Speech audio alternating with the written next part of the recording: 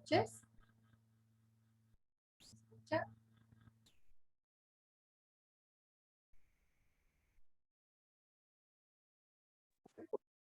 ¿Me pueden confirmar si se escucha el audio?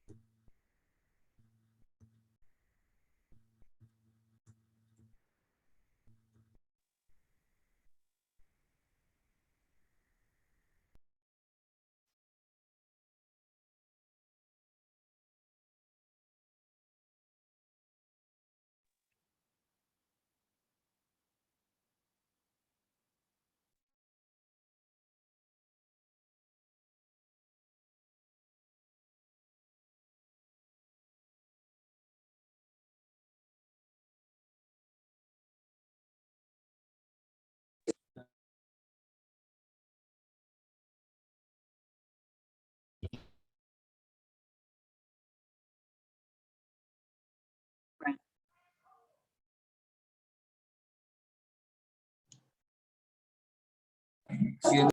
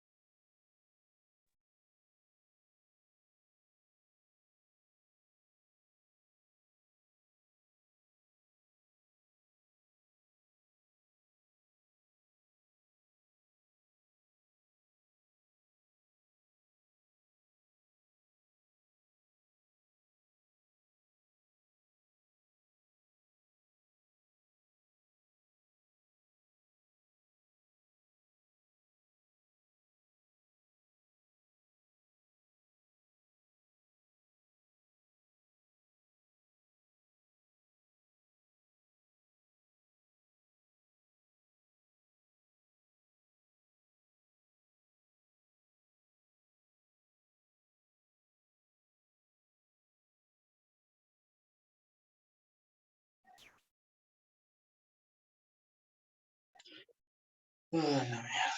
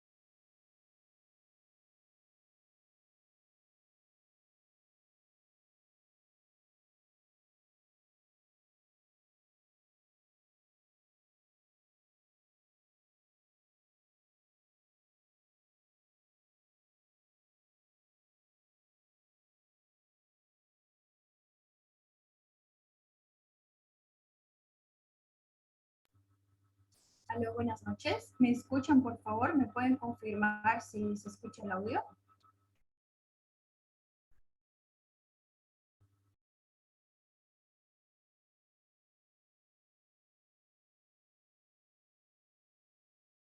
Sí se escucha. Ya, perfecto. Gracias. Ya, chicos. Entonces, muy buenas noches. Hoy día vamos a ver, por favor, el último tema, los últimos dos temas de lo que es el curso de actualizaciones.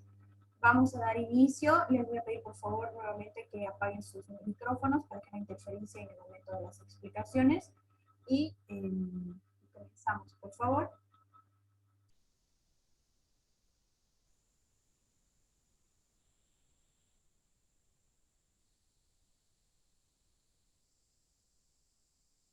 Bueno, hoy día, que es nuestro último día, vamos a ver los últimos dos temas, ¿no? Que corresponde a la faringoamigdalitis y a la laringitis, ¿no? Y al final de la clase vamos a ver 5 casos clínicos para que ustedes puedan resolver.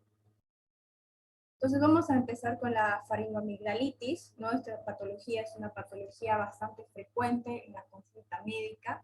Hay bastantes pacientes que vienen con esta molestia, sobre todo en estas épocas del año, que corresponde a mayo, junio y julio, ¿no? Por lo que vendría a ser el invierno y el otoño. Entonces vamos a ir viendo qué es esta patología y cómo la vamos a manejar. Entonces, la faringoamigdalitis es una inflamación de la orofaringe, ¿no? El día de ayer ya habíamos dicho y habíamos recordado que la faringe va a presentar 3 porciones, ¿no? Una nasofaringe, orofaringe y la laringofaringe. La faringoamigdalitis va a ser justamente la inflamación de la orofaringe, que vendría a ser la segunda porción de la faringe, acompañado también la inflamación de las amígdalas palatinas, que son las amígdalas que se encuentran en la parte posterior de la garganta entre los pilares palatogloso y palatofaringeo. ¿Ok? Entonces, esta patología va a presentar dolor en la garganta, conocido como odinofagia, y de las anginas, ¿no? Dolor de las amígdalas que van a estar aumentadas de tamaño. Esta patología, como les decía, es bastante frecuente en la consulta pediátrica de atención primaria y es una enfermedad infecciosa. ¿Por qué? Porque vamos a ver que esta patología se va a presentar va a tener origen viral y origen bacteriano, ¿ok? Es adquirida por contagio, ¿ya? El contagio puede ser, al igual que las otras enfermedades que hemos visto en los anteriores días, van a ser microorganismos que se van a encontrar en el aire, ¿no? Entonces, usted se puede contagiar si respira un aire contaminado de un paciente que tosió o estornudó o por contacto directo, ¿no? Si el paciente se da la mano con una persona que está resfriada y que se ha sonado la nariz y no se ha lavado las manos o ha tosido, el contagio va a ser por contacto directo.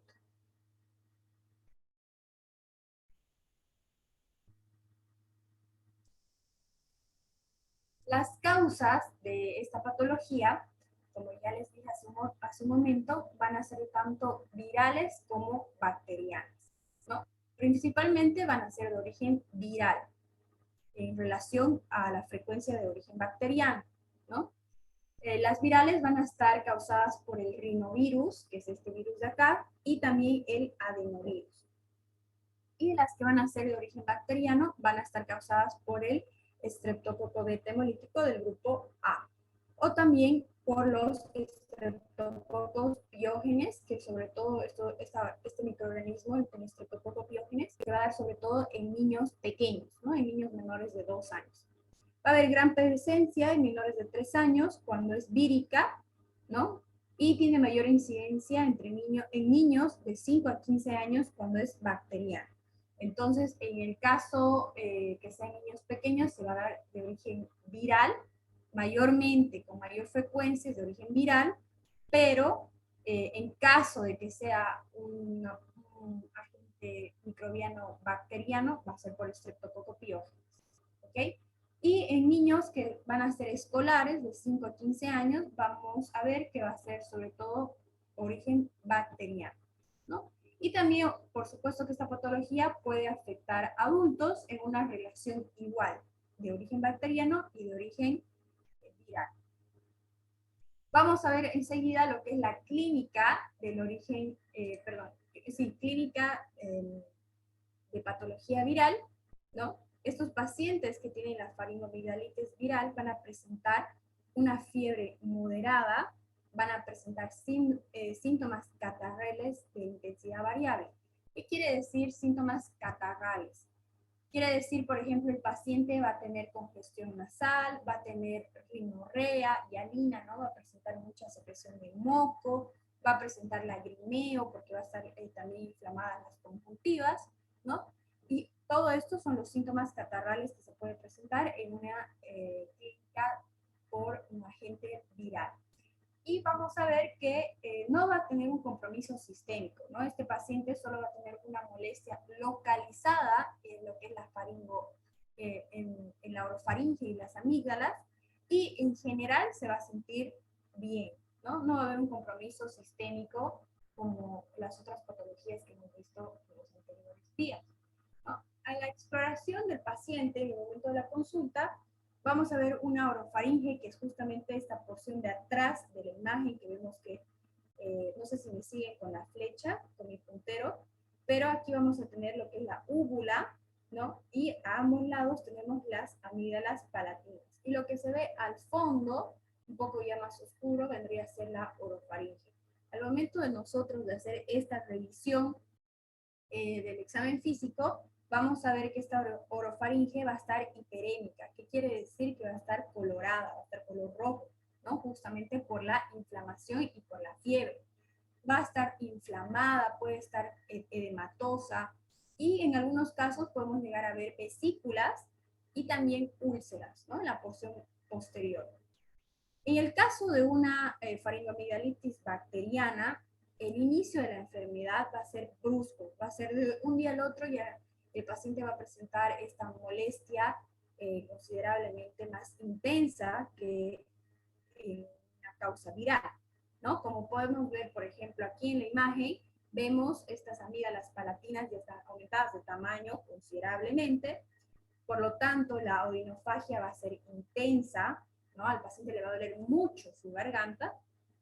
Vamos a ver que va a presentar fiebre alta, entre 38 y 39 grados.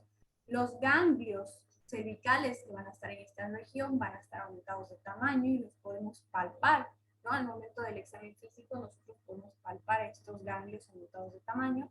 Vamos a ver el exudado amigdalar, que es bastante característico, que puede presentarse en viral también, pero en menos frecuencia.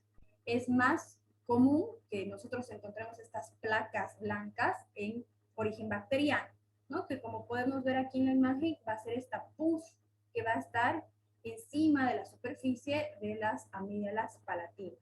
Vamos a ver masas rojas en el paladar blando y la úvula, ¿no?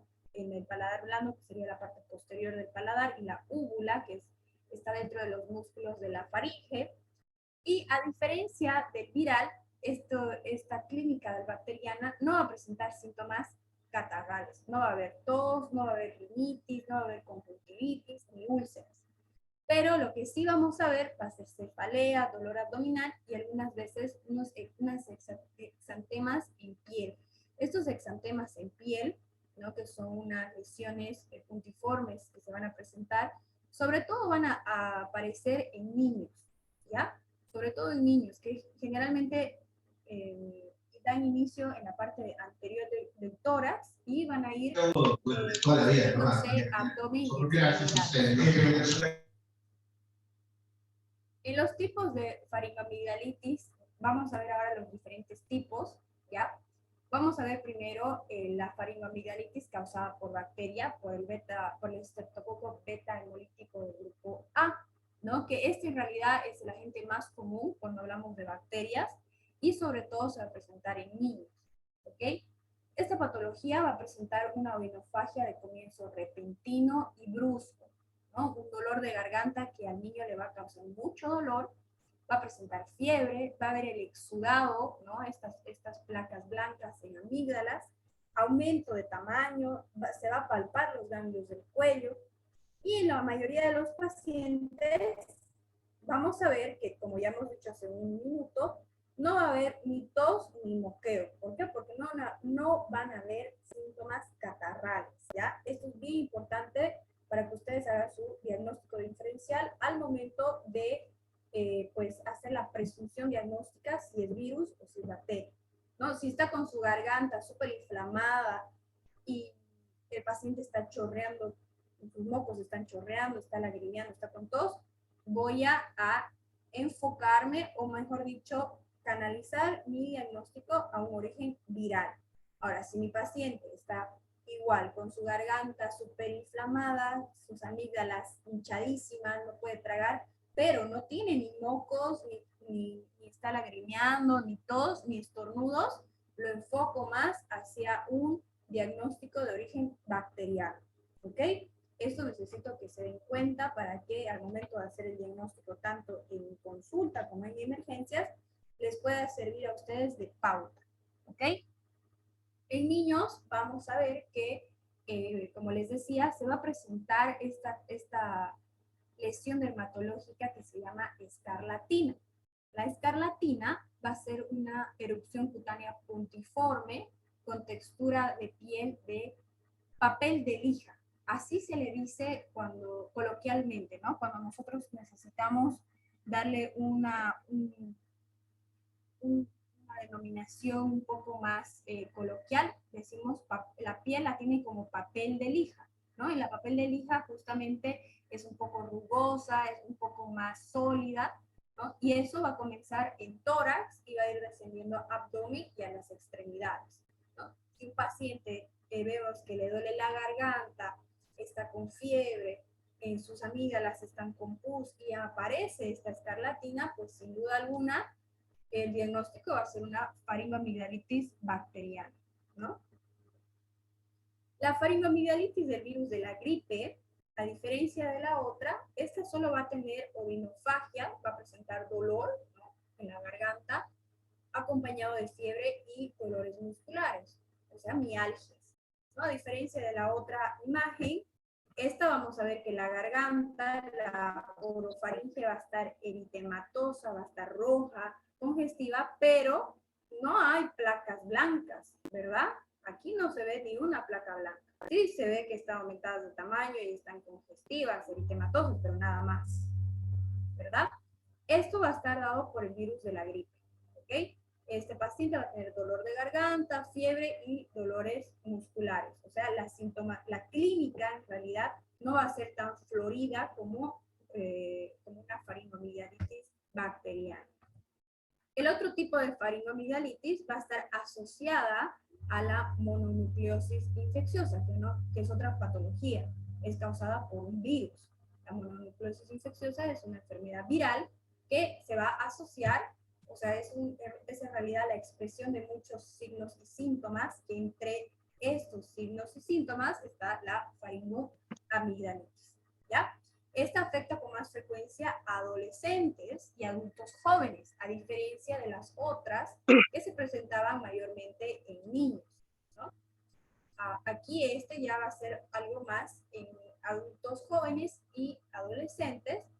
Esta faringitis se va a prolongar más de una semana, donde vamos a ver la presencia de fiebre elevada, ganglios, igual aumentados de tamaño en la región cervical, en la región anterior y posterior, ¿no?, del cuello, que obviamente a la palpación van a ser dolorosos. Vamos a ver también que este paciente que está cursando con esta faringoamigdalitis va a tener una esplenomegalia y una hepatomegalia, ¿no? Va a haber aumento del tamaño del vaso y aumento del tamaño del hígado. Va a haber fatiga persistente, el paciente va a perder peso y va a también cursar con una hepatitis. Y puede presentarse lo que son los rash cutáneos, ¿no? Acá, por ejemplo, en la imagen podemos ver prácticamente toda la clínica que va a presentar esta faringoamigdalitis asociada a la mononucleosis, ¿no? La faringitis, las linfadenopatías, tanto anterior como posterior, el aumento del tamaño del hígado, el aumento del tamaño del vaso, y el rash cutáneo que se presenta también en tórax y miembros superiores. Esta patología va a estar causada por el virus de Epstein-Barr y el citomegalovirus. La siguiente faringoamigdalitis que vamos a ver es la que va a estar asociada a pacientes con el virus de la inmunodeficiencia humana, o sea, VIH, y pacientes inmunodeprimidos que no estén necesariamente con VIH, ¿no? Pacientes que estén con lupus, pacientes que estén con alguna enfermedad con depresión, ¿no? Este va a ser un síndrome agudo que se puede presentar como una nucleosis infecciosa, o sea, con la misma clínica de la anterior patología que hemos visto, con fiebre, con pérdida de peso, con ganglios aumentados de tamaño anterior y posterior, y el aumento del tamaño del vaso, ¿no? En el caso de la infección por VIH, existen pruebas de laboratorio específicas para detectarlo. ¿Qué va a pasar? Esto principalmente va a comenzar como, o mejor dicho, se puede llegar a confundir con una faringomigdalitis nucleósica, que es la anterior que hemos visto, pero si mi paciente tiene el antecedente de tener VIH o de tener inmunosupresión, ¿no? Va a ser no una faringomigdalitis por mononucleosis, sino una faringomigdalitis por la presencia del virus del VIH, ¿no? El paciente va a estar tan inmunodeprimido que va a generar infecciones, inflamaciones en la garganta, ¿no? Sobre todo en pacientes que tienen VIH avanzado, cuando ya sus niveles de CD4 están muy disminuidos, el paciente tiende a empezar con infecciones bucales, ¿no? También el hongo muy oportunista que aprovecha esta situación es la cándida, ¿no? La cándida albicans se empieza a colonizar lo que es la orofaringe, la lengua, la cavidad bucal, y ahí ya ese, por ejemplo, es un dato muy importante que lo puede tomar el doctor para darse cuenta que este paciente realmente está muy, pero muy inmunodeprimido, y la fase de VIH, o sea, VIH es ser portador del virus de la inmunodeficiencia humana. Cuando yo ya tengo Candida albicans en la boca, quiere decir que ya mi paciente está entrando en fase SIDA. La fase SIDA ya es una fase mucho más avanzada del VIH, que el paciente corre, por supuesto, gran riesgo de mortalidad, ¿no?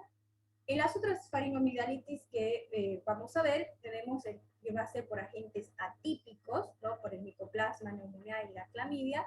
Ambos de estos agentes son agentes también de la neumonía atípica, ¿ya? Ambos también son agentes de la neumonía típica.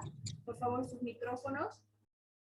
La faringomigdalitis por micoplasma, esta va a ser frecuente en pacientes que van a tener una bronquitis aguda, ¿no? Como les digo, ambos se presentan asociados a una neumonía, ¿no? En pacientes jóvenes y sanos, no necesitan tener ningún tipo de enfermedad previa.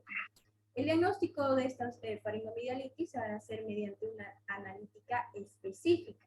¿Por qué? Porque al hacer un cultivo, estos agentes no van a crecer en un cultivo específico, entonces se necesitan hacer ante la sospecha.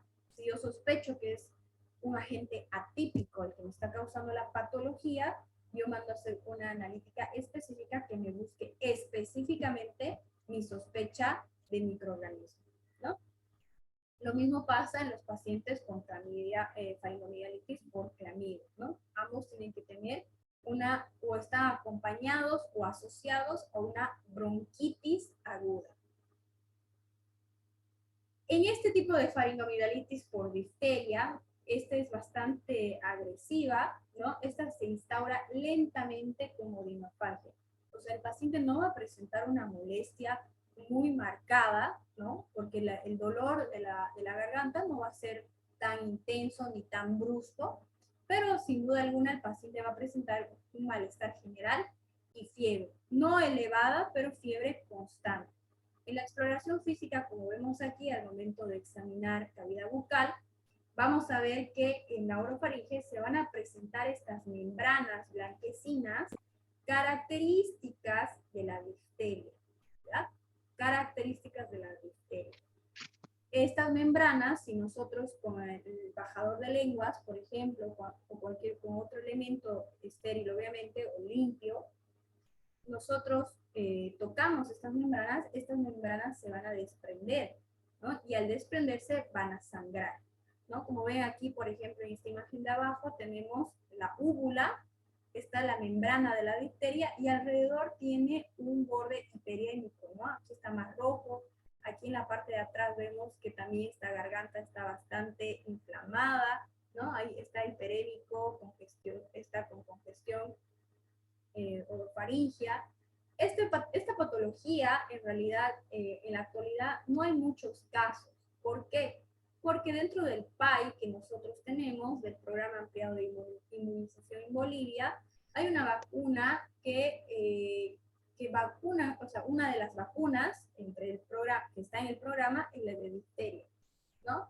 Entonces, a los pacientes al vacunarse contra este agente, los casos de la faringomigdalitis por difteria han disminuido considerablemente, ¿no? Obviamente pacientes que no han tenido esta vacuna, el riesgo de que se contagien de difteria y haga una faringoamigdalitis es más alto. Pero la población en general está vacunado y por lo tanto son casos muy raros que se pueden presentar, ¿no? Gracias a la vacuna, cada vez han ido disminuyendo estas presentaciones. El diagnóstico de la faringoamigdalitis, ¿cómo se va a hacer? El diagnóstico va a ser netamente clínico y por la exploración física al momento de la consulta, ¿no? El paciente me va a decir que le duele su garganta, que está con fiebre, que se siente mal, que está con tos, que está moqueando, dependiendo del agente, si es virus o bacteria, el paciente te va a contar qué está sintiendo. Entonces usted en la anamnesis anota todo lo que le dice el paciente y en la exploración física, obviamente, corrobora lo que le dice su paciente, ¿no? Si es que si está hiperémica su garganta, ¿no? Porque muchas veces pacientes vienen diciendo que les duele todo, pero usted lo examina y el paciente no tiene nada, el paciente está bien, ¿no? Entonces, al momento de la examinación, de la anamnesis, es importante tener todo el equipo necesario, ¿no? Una linterna, el bajalenguas, guantes, siempre hay que tener guantes, barbijo para examinar al paciente, porque esto puede ser, pues el paciente puede estornudar y te puede contagiar, ¿no? Entonces hay que tener la bioseguridad y hacer la anamnesis correctamente. Muchas veces va a ser un poco difícil o dificultoso distinguir si la faringoamigdalitis es viral o es bacteriana, ¿ya? ¿Por qué? Porque vamos a ver, por ejemplo, que la evolución, el tratamiento, las complicaciones, dependiendo si es viral o bacteria, van a ser diferentes. Entonces, si el doctor tiene la duda diagnóstica, pues va a solicitar un análisis microbiológico y este análisis microbiológico es el que me va a confirmar si es virus o bacteria. ¿Cuál va a ser este análisis microbiológico? Va a ser el cultivo faríngeo, ¿no? Yo voy a justamente tomar una muestra del epitelio, de la secreción orofaringea posterior y voy a llevarlo a un cultivo, ¿no? Y dependiendo de ese cultivo, dependiendo de qué crece en el cultivo, yo voy a dar un diagnóstico definitivo con un agente ya detectado, ¿no? Ya identificado. Y también se puede usar el test rápido de detección antigénica para el Streptococcus pyogenes, ¿no? Como les digo, el Streptococcus pyogenes y el Streptococcus pneumoniae son los dos agentes bacterianos con más frecuencia. Entonces, yo puedo tomar cualquiera de estos dos tests, ¿no? Ya sea cultivo o ya sea el test rápido de detección antigénica y determinar si es virus o bacteria. Y si es bacteria, pues qué bacteria, ¿no? No me sirve solo saber qué es bacteria, yo tengo que saber qué bacteria es para que justamente el tratamiento que yo le dé sea un tratamiento efectivo y eficaz para la gente que está causando esta patología. Vamos a ver que justamente al tener ya el resultado de este cultivo, vamos a dar un diagnóstico definitivo. El resultado de esta prueba tarda 24 horas en conocerse, ¿no? En realidad el cultivo tarda 24 horas, pero en muchos establecimientos, tanto privados como públicos, vamos a dar el resultado en más días, ¿no? Por lo menos 3 a 5 días va a tardar en comunicarle al paciente su resultado. Y es importante también comentarle al paciente que en caso de que él sí tenga una faringoamigdalitis, ya sea viral o bacteriana, no es necesario hacerle ningún tipo de cultivo a sus familiares, ¿no? Si es que no presentan síntomas. Simplemente estos exámenes diagnósticos que se hacen es para determinar el agente patológico de mi paciente, ¿no? No pasa lo mismo con COVID, ¿no? Con COVID hemos visto que, por ejemplo, si tú tienes COVID, es muy probable y muy posible que tu entorno o la gente con la que vives pues también tenga que hacerse un examen pues para determinar si tienen o no también la enfermedad. En este caso, la faringoamigdalitis no es necesario testear a los familiares. El tratamiento que vamos a hacer en caso de que sea viral, como todas las patologías que hemos visto, los casos virales van a ser solo tratamiento sintomático, ¿no? Le vamos a dar remedios para que el paciente disminuya las molestias. No le voy a dar antibiótico porque no es bacteriano, es viral. ¿no? Entonces yo le daré paracetamol, ibuprofeno, le puedo pinchar un diclofenaco, si le duele mucho, una dexametasona, ¿no? Cualquier remedios que me disminuyan las molestias de mi paciente y nada más. ¿Por qué? Porque generalmente el virus tiene un ciclo, como les decía el día de ayer, un ciclo autolimitado, ¿no? El virus cumple su ciclo dentro del huésped, que vendríamos a ser nosotros, y luego se va, ¿no? Luego sale de ese huésped. Entonces no es necesario hacer ningún tipo de exámenes específicos, tipo TAC y esas cosas, no. Si todo va bien, si es un contagio leve y no presenta complicaciones, pues se da el tratamiento sintomático de 7 a 10 días y en un lapso de 14 días ya mi paciente está listo, ya se sanó y ya terminó su cuadro viral. En el caso del bacteriano no ocurre eso, ¿no? En el caso de tener una faringitis estreptocócica, sí o sí le voy a dar antibióticos. ¿Qué antibiótico le voy a dar? Le voy a dar penicilina por vía oral cada 8 a 10 horas por 10 días, ¿no? Dependiendo si es pediátrico o adulto, voy a sacar la dosis necesaria y le voy a dar a mi paciente. ¿Por qué le voy a dar? Porque es necesario, yo al darle el remedio antibiótico, en caso de que sea obviamente un caso bacteriano, disminuyo la posibilidad de contagio, mejoro el dolor y la fiebre, ¿no? Y también prevengo la fiebre reumática y las complicaciones supurativas locales. Cualquiera, hemos dicho el día de ayer y el primer día, que las bacterias, cuando empiezan a producir pus, es porque ya están multiplicándose de manera acelerada y el mismo pus es un caldo, justamente es un medio adecuado para que la bacteria se siga multiplicando, ¿no? Y ese pus va a empezar a formarse en mayor cantidad y va a ir formándose lo que se conoce como un absceso, ¿no?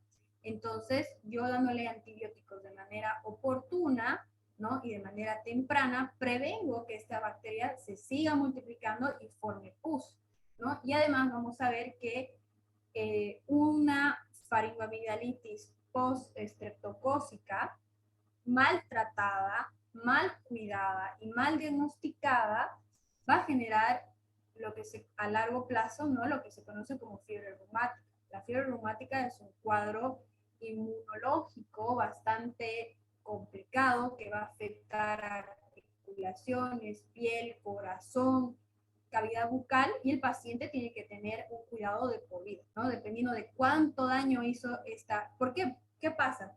En estos casos de que te puede dar fiebre reumática, quiere decir que el bicho, el estreptococo que está en tu garganta, ha ido bajando, ¿no? Ha ido tomando mayor territorio de tu cuerpo y ha ido infectando esos territorios que van a ser importantes de tratar, ¿no? Por ejemplo, te puede dar una endocarditis, ¿no? De tener un resfrío mal curado, nunca terminas tu tratamiento, no vas al médico ni nada, o tomas cualquier cosa, ese dolor de garganta va a terminar una fiebre reumática. La fiebre reumática puede dentro de la clínica que puede mostrar es una valvulopatía, ¿no? O sea, las válvulas de tu corazón van a fallar. ¿Por qué? Porque ahí en esas válvulas, la tricuspidia o la mitral, se van a ir a alojar esta bacteria y te va a ir produciendo patología cardíaca, ¿no? Una vez que pasa esto, el paciente se tiene que pinchar penicilina hasta el día que se muera, si es que no se muere antes de alguna valvulopatía, ¿no? Entonces es importante hacer un buen tratamiento de la faringoamigdalitis, ¿ya? Es súper importante porque la mayoría de estos casos suceden en niños, ¿no? Y son recidivantes, el niño no se cuida bien, la mamá es irresponsable y el paciente cuando ya tiene 20 años ya tiene fiebre reumática, ¿no? Y a sus 30 años o 25 años ya tiene un compromiso valvular en corazón, ¿no? Entonces es muy importante hacer un tratamiento óptimo de esta patología. En caso de que mi paciente tenga alergia a lo que es la penicilina, le voy a dar acitromicina o claritromicina, ¿no? Igual le voy a dar cada 8 horas durante 10 días. Las complicaciones locales, justo lo que estábamos diciendo. En caso de que mi paciente no haya tenido un buen diagnóstico, un buen tratamiento, esta patología va a ir avanzando, ¿no? La multiplicación de la bacteria va a ir avanzando. ¿Qué me va a producir? Me va a producir tres cosas. Un absceso periamigdalino, un absceso parafaringio y un absceso retrofaringio. Y en el absceso periamidalino, que es la complicación más frecuente, es más común en adultos que en niños, ¿no? Aquí en esta imagen que estamos viendo acá, podemos ver que ya no se ve nada de la parte de atrás de la orofaringe, ¿no? En las anteriores imágenes podíamos distinguir la úvula y se podía distinguir la pared posterior de la orofaringe. Acá ya no se ve nada, ¿no? Está completamente ocupado por el absceso, ¿no? Aquí ya vemos que la amígdala ha aumentado de tamaño, está obstruyendo vía respiratoria, ¿no? La úvula se ha desplazado. Esto es un absceso periamigdalino. El absceso parafaringio es menos frecuente, pero cuando se da es más grave.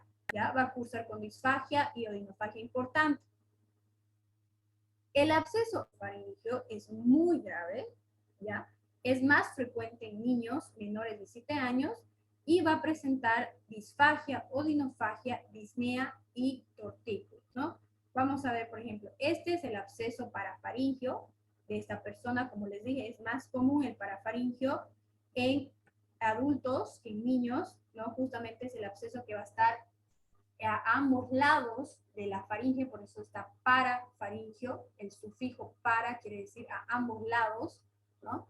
Que está aumentado de tamaño, y vamos a tener el absceso retrofaringio, que está aquí en la porción, está en la parte detrás de la faringe, ¿no? Por eso está retrofaringio. Este retrofaringio es muy grave, se presenta en niños menores de 7 años, va a tener disfagia, odinofagia, disnea y tortícolis. Esos 4 síntomas. Disnea, no va a poder respirar. Disfagia, no va a poder tragar. Odinofagia, le duele la garganta. Y tortícolis es dolor muscular de los músculos del cuello, justamente porque hay un absceso que está en esta región. Vamos a tener este síndrome que se llama síndrome de Lemierre, ¿no? Esta es una sepsis post-angina, justamente es una faringoamigdalitis maltratada, ¿no? Donde ha causado una tromboflebitis de la vena yugular interna, ¿no? Esta bacteria ha tomado otros territorios, ha llegado a la vena yugular y se ha empezado a multiplicar, ¿no? Aquí podemos ver cómo hay la diferencia entre la vena yugular interna, ¿no? En esta imagen. Y aquí ya podemos ver, por ejemplo, cómo ha habido un aumento. Primero se ha hecho un absceso, este absceso se ha fistulizado y esta tromboflebitis ha ido pues abriendo paso al exterior, ¿no? Es la tromboflebitis de la vena yugular interna. ¿Qué quiere decir una tromboflebitis? Que ha habido una infección de la vena yugular interna. Esto va a estar acompañado de lo que es un tromboembolismo pulmonar séptico, y lo que se hace, el único tratamiento es quirúrgico, ¿no? Hay que ligar la vena yugular interna, o sea, hay que clampearla, ¿no? O sea, cortar el recorrido, porque como esto está infectado, y al hacer una vena que conecta con otros vasos, va a ir causando pues mayor infección en otros territorios. Entonces yo tengo que ligarla a la vena, ver si se hace un puente de conexión con la vena safena y cortar esto, ¿no? Para que no siga tomando mayores territorios. Esta patología está causada por un bacilo gram negativo que se llama Fusobacterium necrophorum. ¿Por qué necrophorum? Porque va a ir necrosando e infectando el territorio donde se encuentra.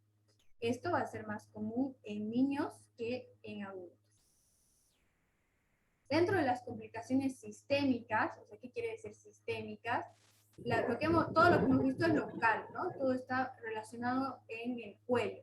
Para las complicaciones sistémicas, que son las que van a expresarse en el resto del cuerpo con otros órganos, van a ser 3, ¿no? Vamos a tener la glomerulonefritis post-estreptocócica, ¿no? Que afecta el estreptococo. Esta bacteria va a bajar al riñón, va a perjudicar el filtrado glomerular y todo, y va a producir una glomerulonefritis.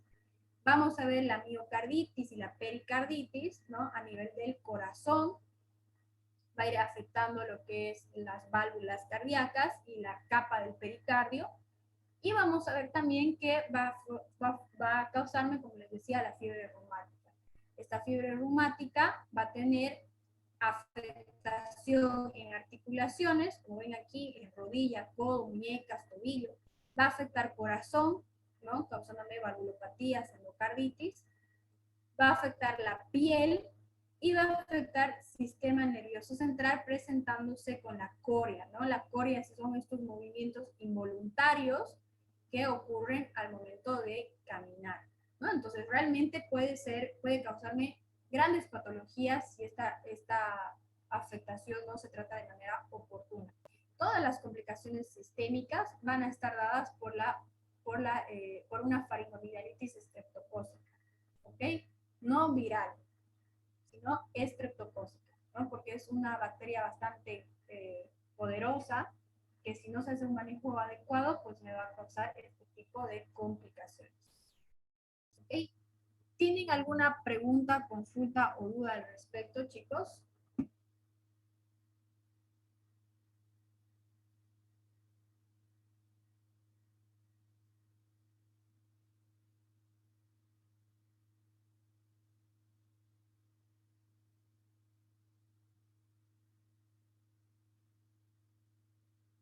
Pueden escribir, pueden preguntarme lo que les haya llamado la atención.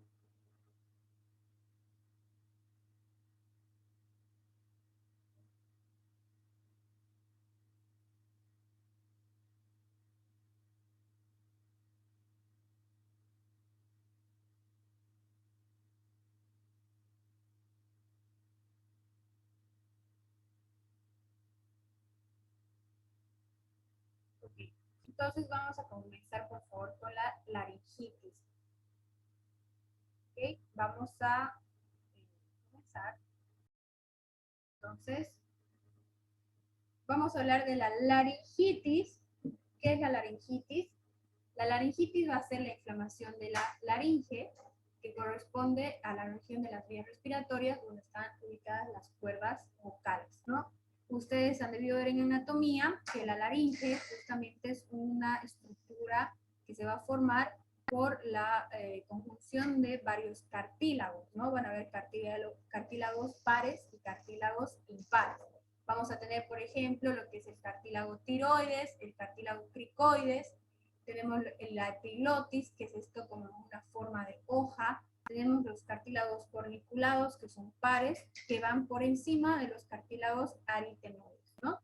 Entonces la laringe es justamente un conjunto de cartílagos que van a estar unidos por diferentes ligamentos, se asocian en la parte superior con el hueso hioides, ¿no? Este hueso es el único hueso que no se articula con ningún otro hueso en el cuerpo, sino está suspendido con ligamentos, y por debajo con la tráquea, ¿no? Con los anillos fibrocartilaginosos de la tráquea. Entonces la laringitis justamente va a ser la inflamación de alguno de estos cartílagos, ¿no? Generalmente va a ser por el cartílago, el cartílago que va a estar afectado va a ser la epiglotis, ¿no? La epiglotis, ¿cuál va a ser su función?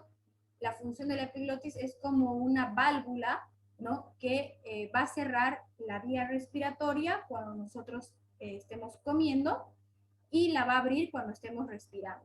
Cosa de que cuando nosotros tragamos la comida, pues no se va a tráquea, ¿verdad? Sino se va a esófago.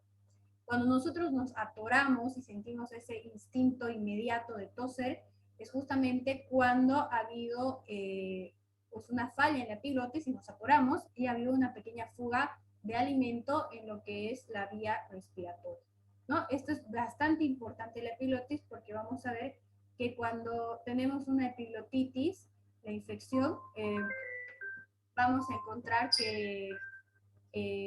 encontrar que esto puede llegar a obstruir la vía respiratoria, ¿no? Las causas de esta laringitis van a ser igual, vamos a encontrar laringitis aguda y laringitis crónica, ¿no? Las laringitis agudas van a estar causadas por alergias y por infecciones virales, ¿no? Las infecciones virales van a ser igual del rinovirus, el adenovirus, ¿no? Las alergias puede ser cualquier agente atópico, puede ser el polen, puede ser humo, puede ser el polvo, pelo de gato, ¿no? Puede causar esta laringitis aguda, que es la inflamación. La laringitis crónica va a estar causada por dos patologías, ¿no? En realidad dos condiciones. El tabaco, ¿no? Los pacientes que fuman mucho van a causar una laringitis crónica y pacientes que tienen reflujo gastroesofágico, porque justamente el jugo gástrico que tiene ácido clorhídrico, que es bastante potente, al ser un reflujo, este líquido va a subir y va a ir justamente erosionando epitelio de la laringitis, ¿no? Y por eso va a causar una laringitis crónica. Y también pacientes que tienen el uso excesivo de la voz, ¿no? La inflamación de la laringe y de las cuerdas vocales puede ser manifestada bajo la forma de laringitis aguda o laringitis crónica, ¿no? El paciente que, por ejemplo, está ronco o el paciente que ha perdido la voz es porque está cursando con una laringitis. ¿Por qué? Porque la laringitis, justamente en la laringitis, vamos a encontrar las cuerdas vocales. Las cuerdas vocales van a ser láminas que van a aproximarse y distanciarse cuando nosotros hablamos y justamente van a emitir el sonido, ¿no? Y cuando nosotros tenemos una inflamación en la laringe, justamente se va a expresar con el cambio de la voz, ¿no?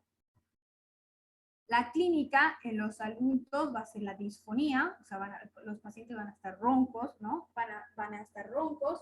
En los niños van a estar roncos y van a tener estridor. ¿Qué va a ser el estridor? El estridor es cuando el paciente, por ejemplo, expira y se escucha como un silbato, como un silbato, ¿no? Como que vamos a escuchar que las vías respiratorias van a estar disminuidas de calibre y al botar el aire se va a escuchar como una sibilancia, pero no en pulmón, sino en la región de la vía aérea superior. Por eso se llama estridor. Vamos a ver que algunos pacientes van a tener también lo que se llama la afonía, la odinofagia, van a presentar dolor, el carraspeo, ¿no? Justamente porque van a sentir, siempre van a querer como que les molesta, les pica, les incomoda la infección que está pasando en las cuerdas vocales y con este carraspeo se ayudan a mejorar la molestia. En caso de una patología viral, los pacientes van a tener síntomas catarrales, ¿no? Aparte de la disfonía, aparte de la molestia de la garganta, van a tener moco, ¿no? Van a estar moqueando, van a estar estornudando, van a estar lagrimeando, ¿no? Eso es todo lo que sea síntoma catarral, que el paciente esté con mucho moco, con mucho lagrimeo, congestionado, siempre, chicos, oriéntenlo a origen viral, ¿ya? Siempre oriéntenlo a un origen viral.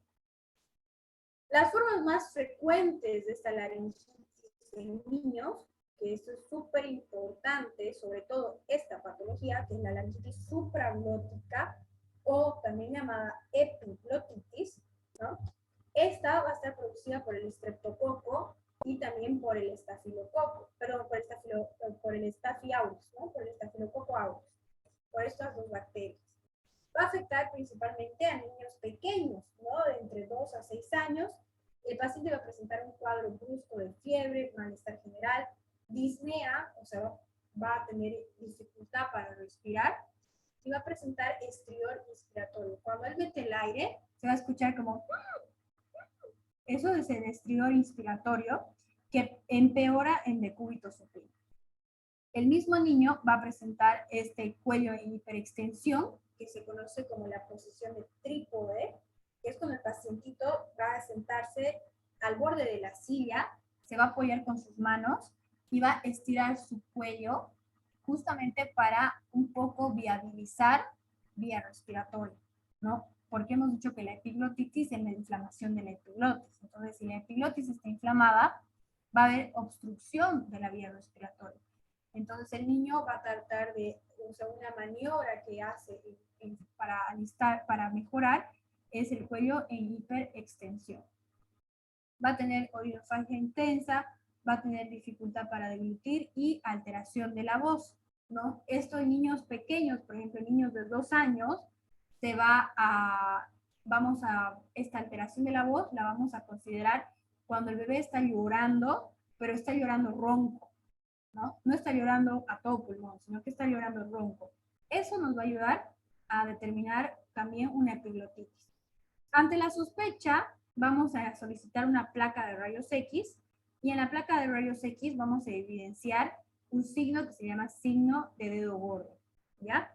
Esta epiglotitis va a tener 4 grados.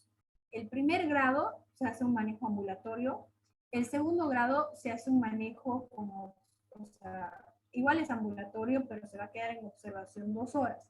A partir del tercer grado, el paciente se tiene que internar. ¿Por qué? Porque ya el paciente, cuando está en el tercer grado de obstrucción, digamos, es muy probable que se obstruya vía respiratoria y el paciente se tenga que intubar. Entonces, por eso lo interno. A partir del grado 3, interno a mi paciente y obviamente el grado 4 ya es un paciente que muy posiblemente tenga que ser intubado. El tratamiento que yo le voy a dar va a ser, primero, oxígeno, ¿no? Porque el paciente no está respirando bien. Voy a dar oxígeno, voy a dar antibiótico, dexametasona endovenoso. La dexametasona es un corticoide que va a ayudar a desinflamar la epiglotitis. La adrenalina, también le voy a dar adrenalina. La adrenalina se da a partir del tercer grado de epiglotitis. Y en el cuarto grado puedo ya pues valorar una intubación orotraqueal, ¿no? Porque ya aquí nos está diciendo que toda la vía respiratoria se ha obstruido y mi paciente pues tiene mucho riesgo de morirse ahogado. Entonces lo intubo, ¿no? Aquí podemos ver, por ejemplo, esto es esta flecha que ven aquí, si sigue mi puntero, este es el signo del dedo gordo, ¿no? En una placa lateral de región cervical, vamos a ver aquí el signo del dedo gordo, y en una endoscopía, ¿no? En una visión más directa, esta epiglotis, en la imagen número C, esta es una imagen normal, ¿no? Esta es una imagen normal donde no tengo ningún tipo de infección ni inflamación, y vemos que la epiglotis, que es este arco, ¿no? Es este arco con una C invertida, está normal, ¿no? No hay ningún problema. En cambio, en la imagen que vemos arriba, esa C está completamente edematosa, ¿no? ¿Ven? Está hiperémica, está inflamada, y por ejemplo, aquí en la C se ven las vías, adentro se ven las cuerdas vocales, ¿no? Se puede ver y evidenciar que hay paso de vía respiratoria. En cambio aquí en la imagen B vemos que está tan inflamado que se ha tapado, ¿no? El paciente seguramente no puede respirar porque la epiglotis está completamente inflamada y por lo tanto está disminuido su, en realidad no se puede mover, ¿no? No hay una abertura para la vía de aire porque está tan inflamada, ¿no? Entonces, a estos pacientes yo les doy dexametasona, oxígeno, adrenalina, y si con eso no responde, lo entubo para que no se ahogue, ¿no? Esta otra patología que se llama laringitis subglótica o CRUP, ¿no? También se llama CRUP. La epiglótica es la inflamación arriba de la glotis, ¿no? Por eso se llama epi. Epi es arriba, epiglotitis. Esta inflamación es subglótica, que quiere decir por debajo de la glotis. Esta va a ser más frecuente y a diferencia de la otra que es causada por bacterias, esta va a estar causada por virus, ¿no? Es causada por el virus de la parainfluenza tipo A y tipo B, es de comienzo progresivo, va a tener igual este estridor inspiratorio, que es esto que les digo, ¿no? Que el paciente al meter aire va a sonar como un chillido, va a presentar tos, disnea y leve disfonía, ¿no? En los rayos X vamos a ver una imagen en punta de lápiz. Esta punta de lápiz es igual de una imagen, no la he puesto porque no la he encontrado, pero igual es una imagen como esta de acá, que es de un corte lateral de la región cervical, donde vemos una punta de lápiz, que es muy parecida a lo que sucede en la talasia, ¿no? El tratamiento de esta patología va a ser adrenalina en aerosol, corticoides, oxígeno, siempre pongan oxígeno. Le vamos a dar profilácticamente antibiótico, No se debería, porque no es causada por bacterias, es causada por virus, pero profilácticamente, o sea, preventivamente, le voy a dar antibiótico, ¿no? Amoxiclavulánico. Y estos casos, estos pacientes, no es necesario intubar como suele suceder en esta patología, ¿no? En la epiglotitis. En la siguiente, que es la laringitis espasmódica o falso Krupp, en realidad esta patología es por espasmos que el paciente va a sufrir, ¿no? Estos espasmos son espasmos espontáneos, ¿no? Esto se va a dar el comienzo brusco durante el sueño, ¿no? El paciente va a estar durmiendo y va a empezar a toser y va a tener una sensación de ahogo, ¿no? También va a presentar un estridor inspiratorio, no presenta disnea, no presenta fiebre y tiene un estado general justamente por el hecho de que no está causado por virus ni por bacterias, simplemente es un espasmo, ¿no? Un espasmo que puede ocurrir por, por algún tipo de mala posición, por mucho estrés, ¿no? Por una baja de oxígeno, cuando viaja a ciudades con altura, ¿no? Pero realmente no hay un agente como tal, ¿no? Y el paciente por eso tiene un buen estado general, simplemente va a tener esta sensación de ahogo, pero realmente pues solo es un espasmo, ¿no? Por eso también cesa espontáneamente, ¿no? Una vez que el paciente se calma, se relaja, estos espasmos se acaban y el paciente vuelve a la normalidad. ¿Qué vamos a hacer? Vamos a humidificar el ambiente, pero justamente estos cuadros tienden a presentar recurrencias. En la laringitis difterica, ¿no? Como hemos visto, por ejemplo, la rinofaringitis difterica, cuando esta difteria toma otros territorios, ¿no? Va bajando y te produce lo que es la laringitis diftérica. Esta va a estar producida por el Corynebacterium diphtheriae, va a ser caracterizado por presentar una tos perruna, ¿no? El paciente está que no para de toser, ¿no? Va a haber disnea con estridor, vamos a ver, al igual que en la rinofaringitis diftérica, las placas adherentes, estas membranas, que van a sangrar al desprenderse. ¿Qué le voy a dar a este paciente? Voy a darle penicilina, ¿no? Al igual que en la otra patología, voy a humidificar el aire y si no está vacunado, pues lo voy a vacunar, ¿no? Voy a vacunarlo para que no siga presentando estos cuadros. En los adultos, todo esto lo que hemos visto es en patología en niños, ¿ok? Son cuadros más frecuentes en niños. Ahora en los adultos vamos a tener lo que es la laringitis catarral. Yo les he dicho que todo lo que sea catarral está producido por virus, ¿no? Entonces, estas laringitis catarrales van a estar producidas por rinovirus, parainfluenza y adenovirus. Este paciente va a presentar la disfonía y la tos seca irritativa, obviamente acompañado de moquera, de irritación de los ojos, de congestión nasal, de lagrimeo, ¿no? Al examen físico vamos a ver, aquí como en la imagen, una laringe roja, edematosa y con secreciones. ¿Qué le voy a dar a este paciente? Este paciente, como es virus, yo solo trato sintomáticamente, no le voy a dar antibióticos, ¿no? De manera sintomática, yo le voy a recomendar un reposo vocal, le voy a decir que evite el tabaco y el alcohol. ¿Por qué? Porque el tabaco y el alcohol irritan lo que es la laringe. Le voy a dar expectorantes, ¿no? Para la tos seca que está presentando, y antiinflamatorios para disminuir cualquier otra molestia que esté cursando, ¿no? Tratamiento netamente sintomático.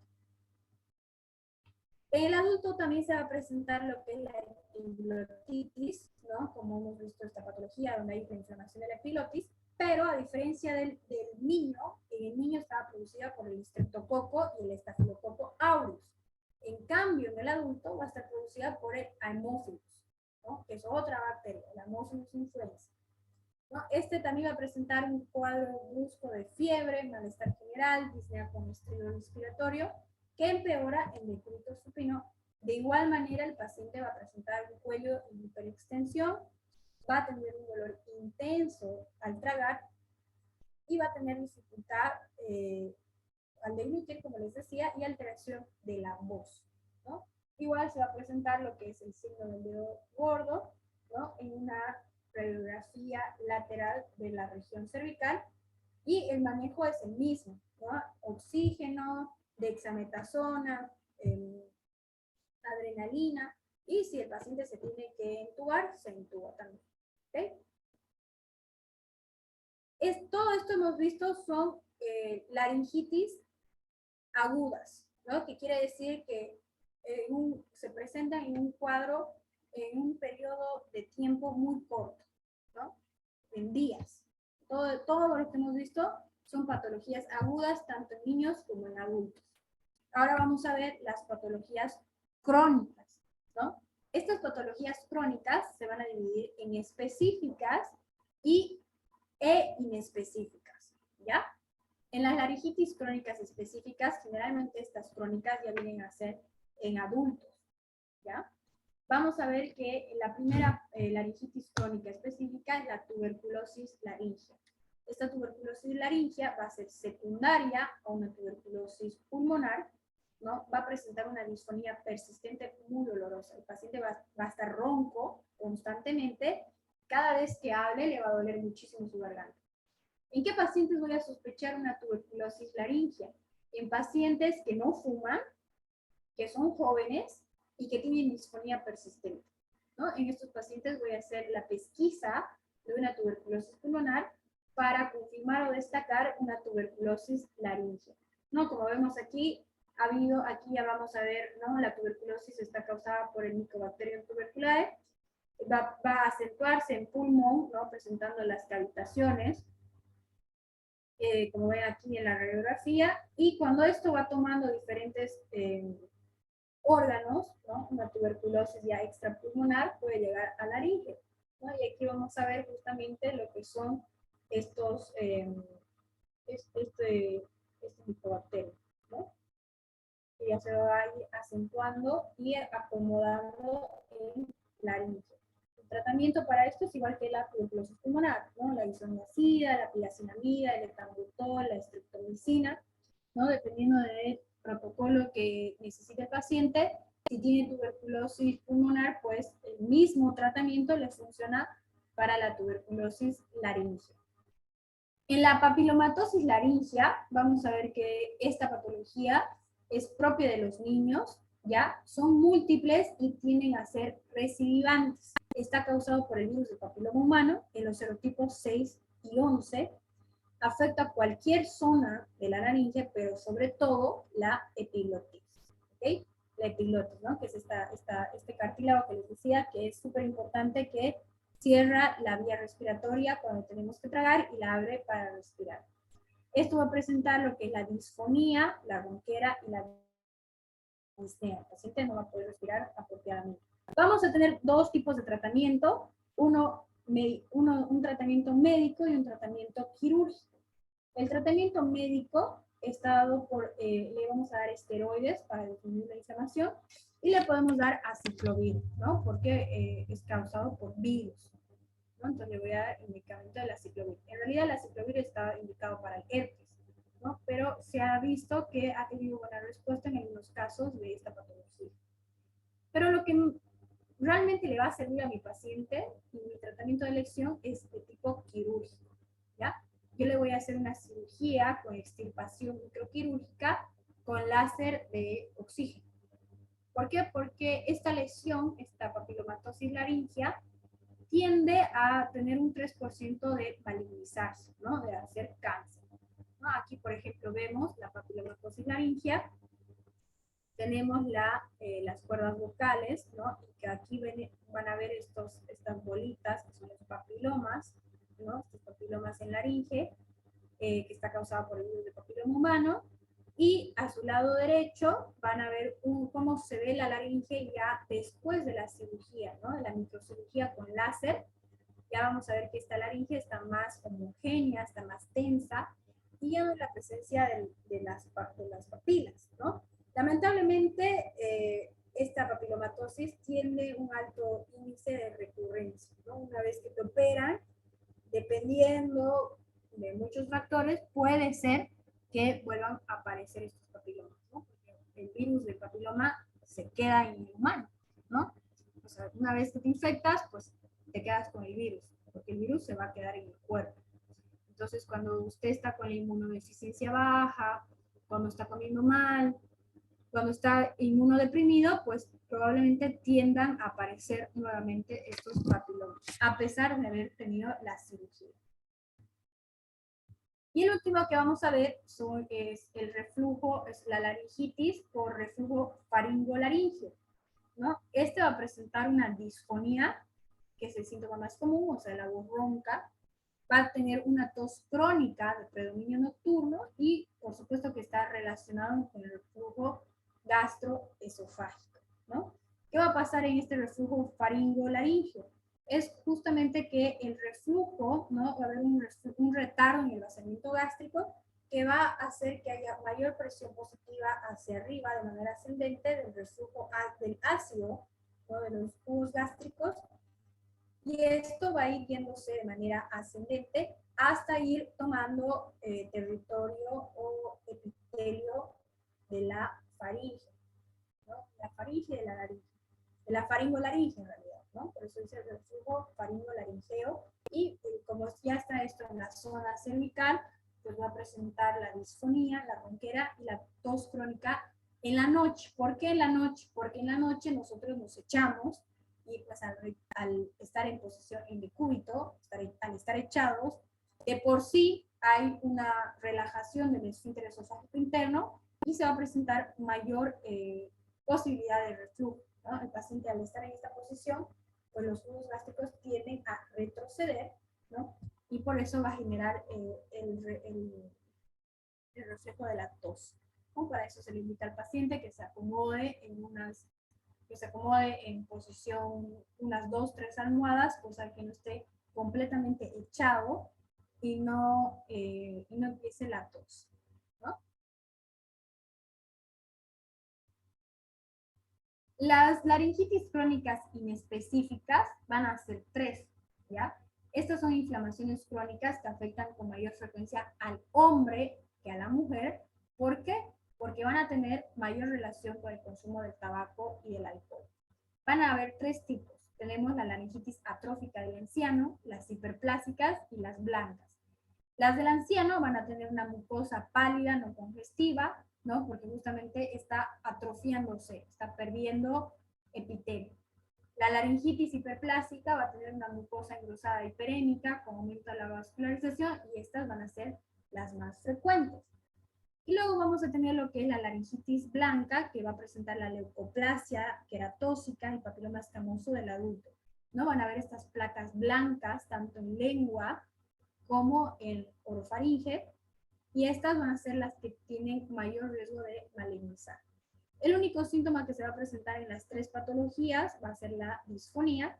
Yo voy a diagnosticar esto por un fibrolaringoscopio, ¿no? O sea, entrar con una cámara y evidenciar todo lo que realmente se ve.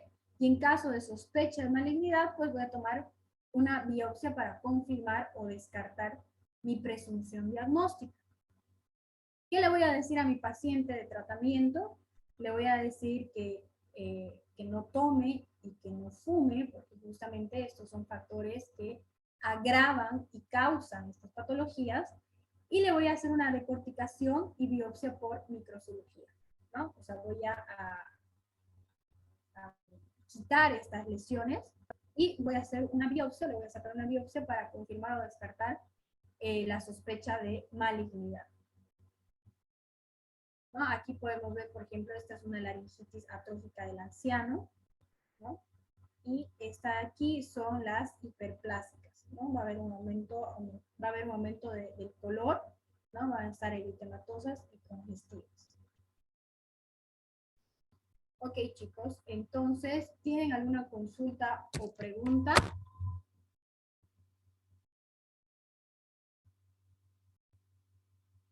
¿Alguna duda? Para que comencemos con los casos clínicos.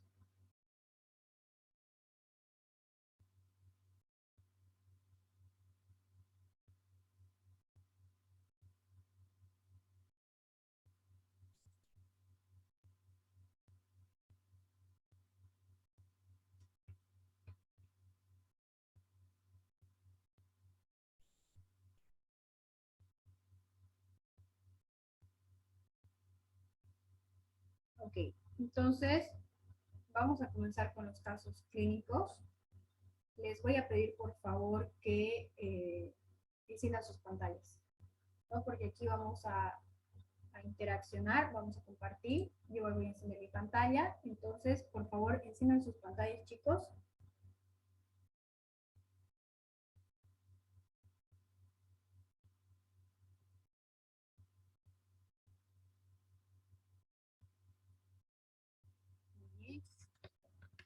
Vamos, vayan uniéndose para que podamos avanzar.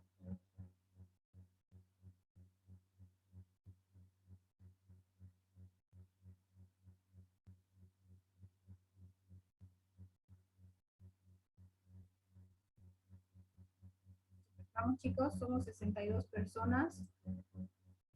Vayan encendiendo sus pantallas.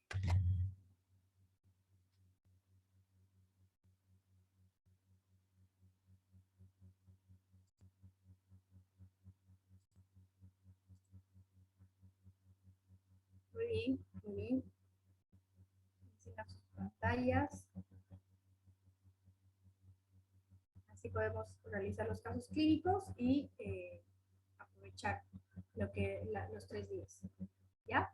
Entonces, yo voy a leerles y el que quiera prender su micrófono y dar alguna tentativa de diagnóstico, por favor, no sienta pena ni vergüenza, que están aquí para aprender. Todos hemos sido estudiantes, entonces, por favor, láncense, ¿ok? Que eso es lo importante.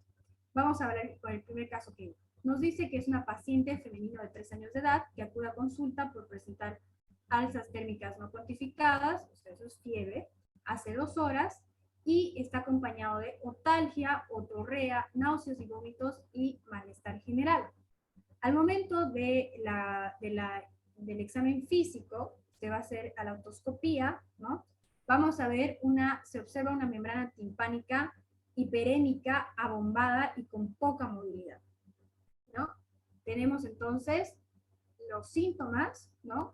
Que presenta, que dice alzas térmicas no cuantificadas, dolor de oído, ¿no? Otalgia, otorrea, va a haber secreción saliendo por la oreja, náuseas, vómitos y malestar general. Y cuando nosotros examinamos a la otoscopía, vamos a ver una membrana timpánica enrojecida, eso quiere decir hiperémica, abombada y con poca movilidad.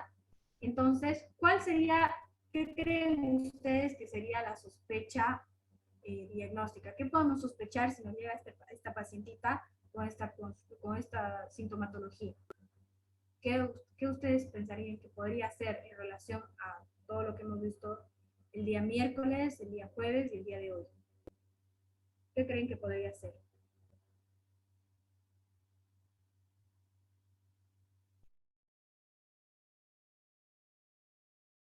Pueden levantar su mano, pueden escribir en el chat, pero participen, por favor.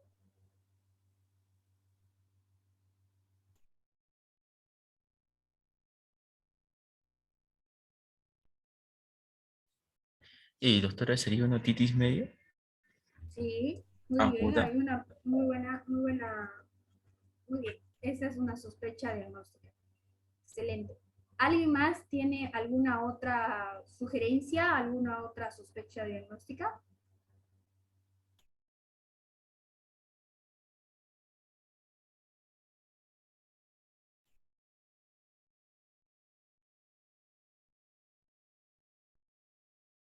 Muy bien, Jess. Entonces, vamos a... Efectivamente, sí, muy bien. El diagnóstico es una otitis media aguda. ¿Por qué? Porque tiene clínica que es correspondiente a la otitis media aguda. La paciente tiene 2 años, entonces está dentro del grupo etario que se presenta con mayor frecuencia. Y el agente que va a ser es el estreptococo neumoniae. Eso no se equivoquen porque esto lo preguntan a lo largo de toda la carrera en el examen de grado y en la residencia. Les van a preguntar cuál es el agente etiológico de la otitis media aguda y esto es el estreptococo neumoniae. ¿Qué le voy a hacer de tratamiento? ¿Qué le voy a dar a mi paciente? Voy a tener medidas generales, ¿no? Como es el estreptococo es una bacteria, le voy a dar antibiótico, ¿no? Le voy a dar antibiótico terapia con amoxicilina, y en estos casos pediátricos lo que se da es la dosis es de 50 a 75 miligramos kilo peso cada 8 horas por 7 días, ¿no? Esto es vía oral, no es vía, no le voy a echar gotitas al oído, ¿no? Le voy a decir a mi paciente que tome en general, esta amoxicilina es en jarabe, ¿no? Entonces, no es pastilla, porque la bebé tiene 2 años, entonces va a ser muy difícil para ella poder deglutir la pastilla, y generalmente lo que se da es en jarabe, ¿no? Se da el jarabe de 50, se calcula de acuerdo a cuánto pesa la bebé, de 50 a 75 miligramos, kilogramo peso, y se da cada 8 horas por 7 días. Y con esto, con la amoxicilina, hacemos cobertura del estreptococo neumoniae. Ahora, si es una otitis media aguda recidivante, que quiere decir que aparece constantemente dentro de muy cortos periodos de tiempo, en vez de solo dar la amoxicilina, le voy a dar el remedio que es amoxicilina más ácido clavulánico, ¿no? Porque esto tiene un mayor campo de espectro y va a ser mejor cobertura de algunos agentes que son más resistentes, ¿no? Dependiendo de si es una otitis media recidivante. Ahora, el caso número 2. El caso número 2 nos dice, es un paciente masculino de 18 años de edad que acude a emergencias presentando una cefalea intensa que empeora con los movimientos de la cabeza, refiere rinorrea purulenta y malestar general. Al examen físico va a presentar dolor a la digitopresión en los senos paranasales, ¿no? Y aquí nos dice que a la rinoscopía, ¿no? Al examen que se hace con el instrumento del rinoscopio, se observa la mucosa nasal eritematosa y congestiva, ¿no? Entonces, ¿qué sospecha diagnóstica ustedes pueden tener en relación a lo que nos está comentando nuestro paciente, ¿no? Nos está contando su clínica, que está con dolor de cabeza, que le duele la cabeza, le duele más cuando hace algún tipo de movimiento, tiene la nariz chorreando con pus, ¿no? Con moco y pus, y no se siente bien en general. Y aparte, cuando yo le hago el examen físico, hago digitopresión en los senos paranasales y le duele, y en la rinoscopía vamos a ver una mucosa nasal eritematosa y congestiva. Muy bien. Humberto nos dice una rinosinusitis, ¿no? ¿Alguien más tiene alguna otra sospecha diagnóstica? Rhinosinusitis crónica. Ya. Muy bien, entonces vamos a ver.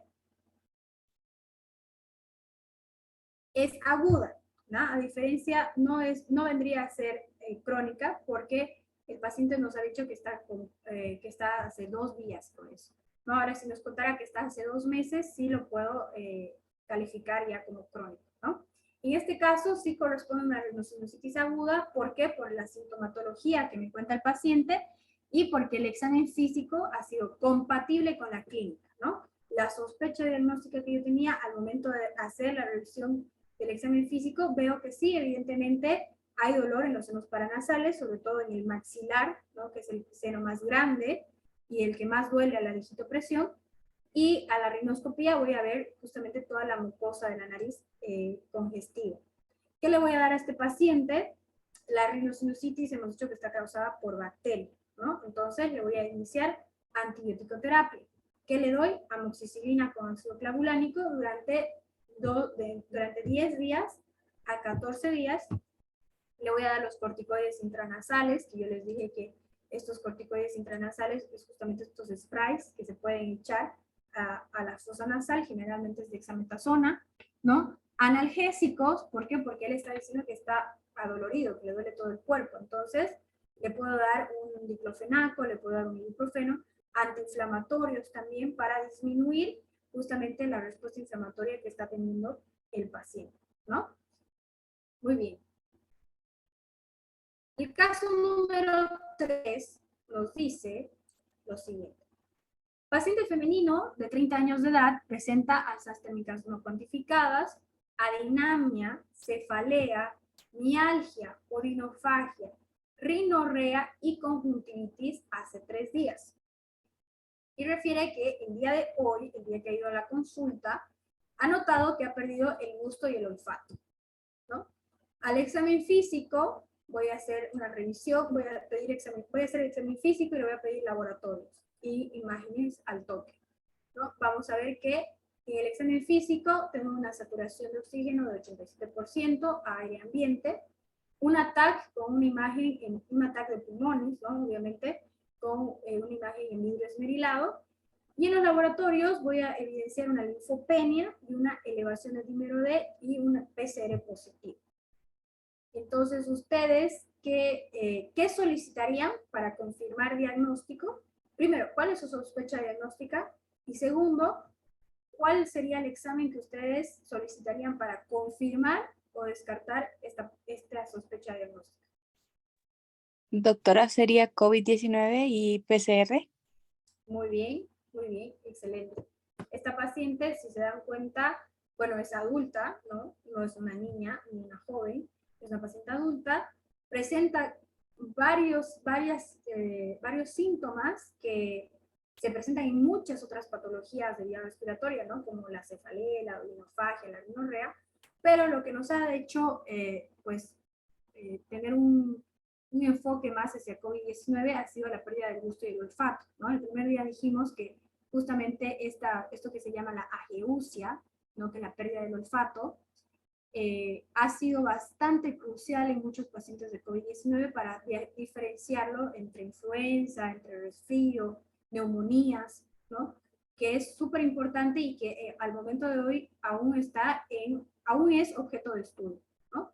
Entonces, con este dato que nos da la paciente, sin duda alguna, podemos, y con obviamente el examen físico y las imágenes y laboratorio, podemos confirmar, ¿no? Que es una paciente con sospecha de COVID-19 porque presenta la clínica y hay evidencia de respaldo tanto en el examen físico por la saturometría y laboratorial e imagenológico, ¿no? A esta paciente le voy a dar, sin duda alguna, la voy a internar, ¿no? Porque su saturación de oxígeno es 87, lo normal es 95. La voy a internar aparte porque en la TAC ya veo compromiso pulmonar por la imagen en vidrio esmerilado. Entonces, la primera medida es internación. La segunda son medidas generales, ¿no? Medidas que hacen las enfermeras, ¿no? De control de fiebre, control de diuresis, catarsis, oximetría de pulso. Y en las medidas especiales voy a darle los antirretrovirales porque está comenzando el cuadro de COVID. La voy a hidratar, ¿no? Porque también hemos visto que el COVID puede tener una afectación gastrointestinal y la paciente puede estar con diarrea o vómitos, entonces voy a hidratarla.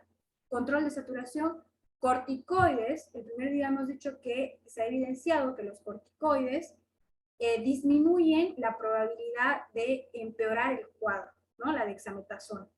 Vamos a darle aspirina porque también hemos visto el primer día que se van a formar muchos microtrombos a nivel del organismo y que puede llevar a una coagulación intravascular diseminada.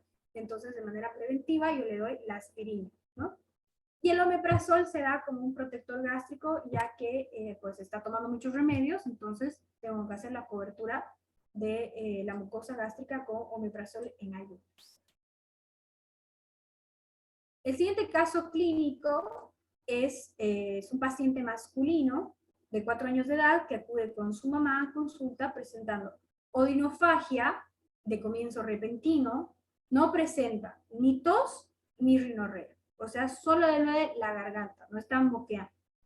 Al examen físico voy a evidenciar una orofaringe congestiva con presencia de exudados blanquecinos en amígdalas palatinas y vamos a palpar, en el examen físico se palpa ganglios aumentados de tamaño en la región cervical. Vamos a ver en el examen físico también que el paciente va a presentar una erupción en la región del tórax, una erupción cutánea, puntiforme con la textura de papel de lija, ¿ya? Entonces, en este caso, chicos, ¿cuál sería su sospecha diagnóstica de acuerdo a lo que nos está contando la mamá del paciente, ¿no? Y de acuerdo al examen físico que nosotros estamos realizando? ¿Qué sospecha tendrían de esta patología? ¿Qué creen que podría ser?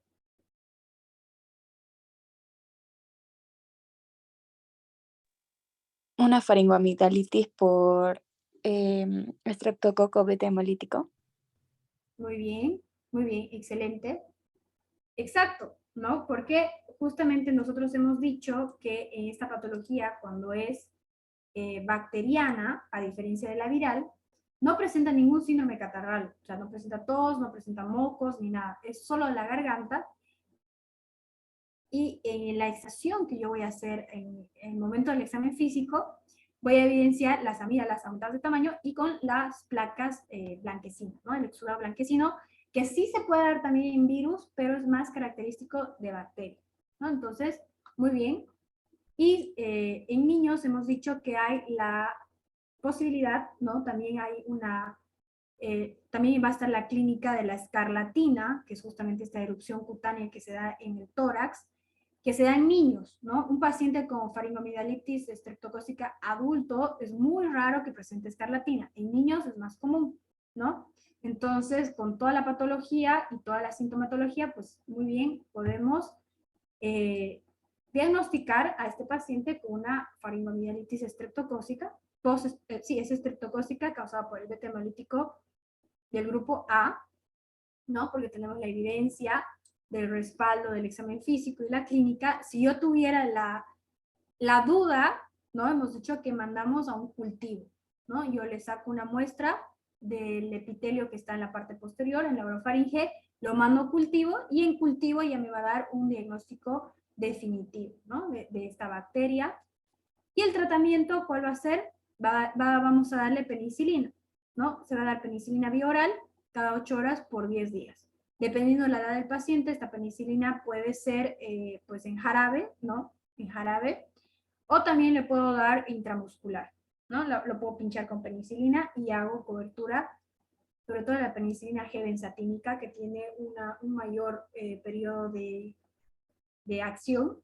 Puedo yo pincharlo dependiendo de la edad del paciente. Y nuestro último caso va a ser un paciente femenino de 10 años de edad que acude a consulta con su papá presentando fiebre de grado variable, va a tener taquicardia, odinofagia, ardor traqueal y tos seca. Su padre refiere que todos estos síntomas se han presentado abruptamente luego de recogerla del kinder, ¿no? Y tenemos esto, ¿no? Entonces, ¿qué pueden ustedes sospechar de este paciente? ¿Qué podría estar cursando esta niña de 10 años que todo ha aparecido de repente, ¿no? Está con fiebre, está con, hemos dicho, paciente con fiebre, paciente con taquicardia, ¿no? Porque la taquicardia justamente es un resultado de la fiebre, ¿no? De que el cuerpo está justamente como en estado de defensa, la fiebre es un estado de defensa, la tos es un estado de defensa, por lo tanto aumenta el metabolismo y hay presencia de taquicardia.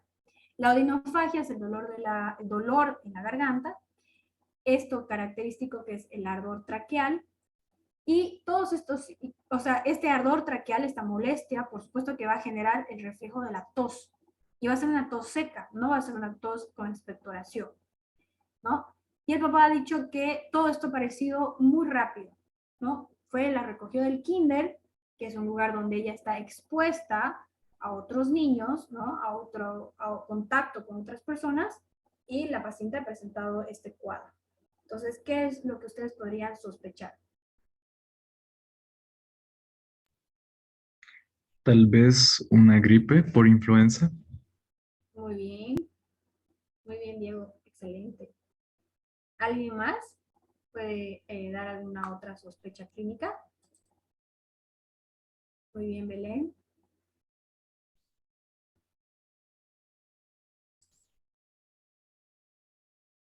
Súper, chicos, muy bien. Estamos ante un cuadro de influenza, ¿no? Porque la influenza es, hemos dicho que se parece mucho a un resfrío común con la diferencia de dos cosas.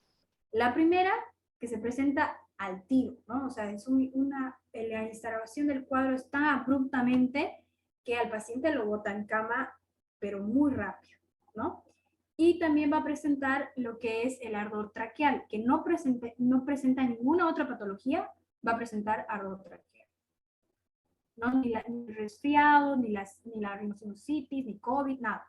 El ardor traqueal es muy característico, muy patognomónico de la influenza, ¿no? Y hemos dicho también que pacientes que están con la sobreexposición tienen mayor riesgo, ¿no? Esta niña está yendo al kinder y en el kinder pues van a haber otros niños que probablemente también estén cursando con el cuadro, ¿no? También hemos dicho que la influenza es un cuadro viral que se contagia por el aire, ¿no? Se contagia por estornudos, por tos. Entonces, en el kinder, pues muchos niños tosen, estornudan, escupen, y no van a estar lavándose ellos las manos cada 5 segundos. Entonces, la propagación de contagio es muy alta, ¿no? Por lo tanto, sí, es una influenza, ¿no? Por toda la clínica, por el antecedente de estar sobreexpuesta, y hemos dicho que todos los cuadros que son virales son de manejo sintomático, ¿no? No le voy a dar analgésico, diré antibiótico, no le voy a dar antibiótico, solo le voy a dar un tratamiento sintomático, ¿no? Para que la sintomatología que el paciente esté sintiendo la baje y no esté tan pachucha, sino que esté más tranquila y pueda tener este periodo del virus más llevadero, ¿no? ¿Qué le voy a dar a esta niña? Si está con fiebre, le voy a dar antipiréticos, ¿no? Le puedo dar dipirona en gotas, dependiendo del peso del paciente. Le voy a dar analgésicos que disminuyan las molestias, antiinflamatorios. Le voy a decir que tome líquidos tibios también, porque va a haber un dolor de garganta por este ardor tracheal que va a presentar la paciente. Y le voy a decir que tenga una dieta blanda blanca por 5 días, ¿no? Por el hecho de que le está doliendo su garganta. Y como dijimos, es importante no sobrecargar al metabolismo, ¿no? Si nosotros ¿por qué en la medicina a los pacientes que están internados no se les da una hamburguesa y se les da un pollo hervido? Porque el cuerpo está convaleciendo, ¿no? Está sanándose. Entonces, cuando nosotros comemos alimentos copiosos, como frituras, el mismo cuerpo, el metabolismo necesita más oxígeno. Y nosotros necesitamos ese oxígeno para sanar el tejido enfermo. Entonces, justamente se le receta al paciente reposo y dieta blanda blanca. Porque en el reposo, cuando tú estás internado en el hospital, no estás jugando fútbol, ¿no? Estás en cama. ¿Por qué? Porque estás haciendo reposo. ¿Por qué? Porque de igual manera necesitamos preservar el oxígeno que tenga el cuerpo para que ese oxígeno vaya directamente a sanar el cuerpo, ¿no? Entonces, nosotros ayudamos con el reposo y con una dieta que no sobrecargue el metabolismo y sea más factible para el paciente tener una recuperación temprana, ¿no? Por eso damos en todas las patologías dieta blanda blanca. En todos los hospitales se da una dieta, un alimento oportuno. En ningún hospital se le dice al paciente, usted tráigase su comida, ¿no? Se da un alimento desde desayuno, almuerzo, cena y merienda, justamente cuidando la convalecencia del paciente, ¿no? Súper, súper chicos. Entonces, hemos concluido, ¿ya? Quiero saber si tienen alguna duda, alguna consulta respecto a todos los cuadros y patologías que hemos visto en estos días. Si tienen alguna curiosidad, alguna pregunta, podemos despejar ahora, ¿no?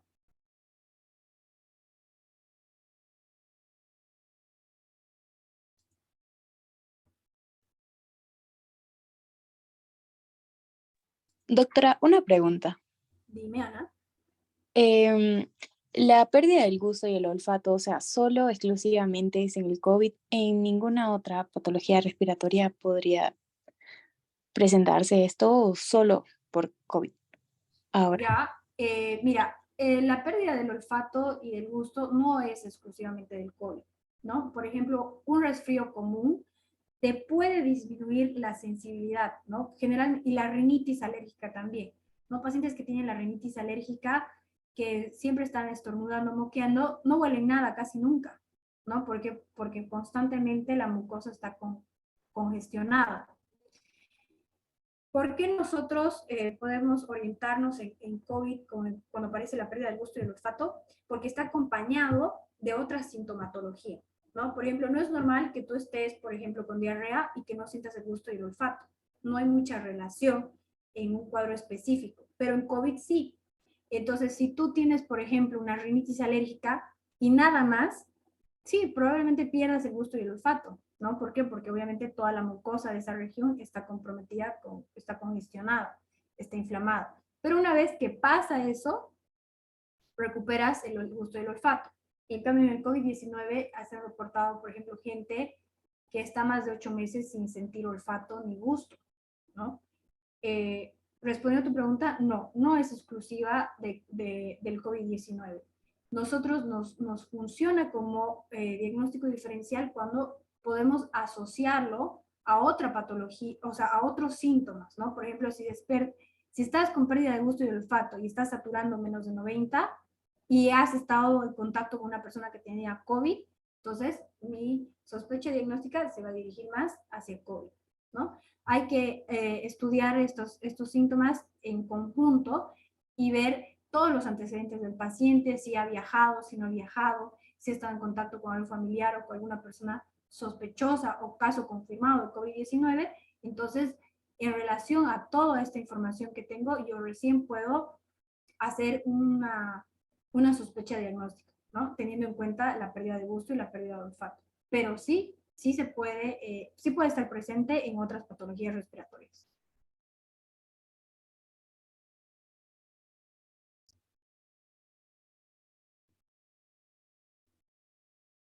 No sé si he respondido tu pregunta o si te ha quedado claro o quieres que tal vez o repita algo.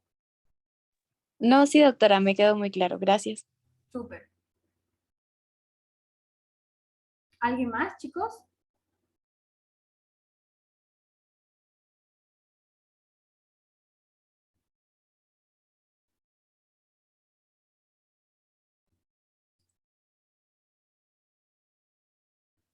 ¿Por qué se da más resfrío común en otoño e invierno? ¿Por qué? Porque justamente las temperaturas que hay en otoño y invierno hacen que el virus viva más tiempo en el aire, ¿no? Entonces, estas temperaturas que generalmente son bajas, ¿no? Por ejemplo, es muy difícil que en un lugar donde hace 40 grados te resfríes, porque el calor hace que el virus se muera más rápido, ¿no? En cambio, en otoño y invierno, las temperaturas que hay en el ambiente permiten que el virus viva más tiempo en el aire, ¿no? Y justamente el frío hace que tu inmunodeficiencia baje. Entonces eres más propenso a que te contagies, ¿no?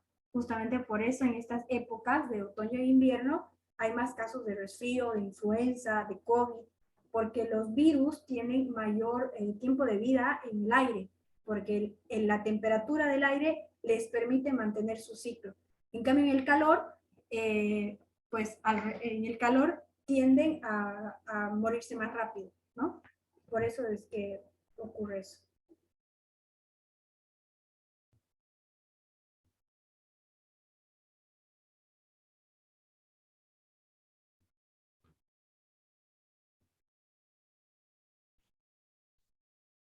Super.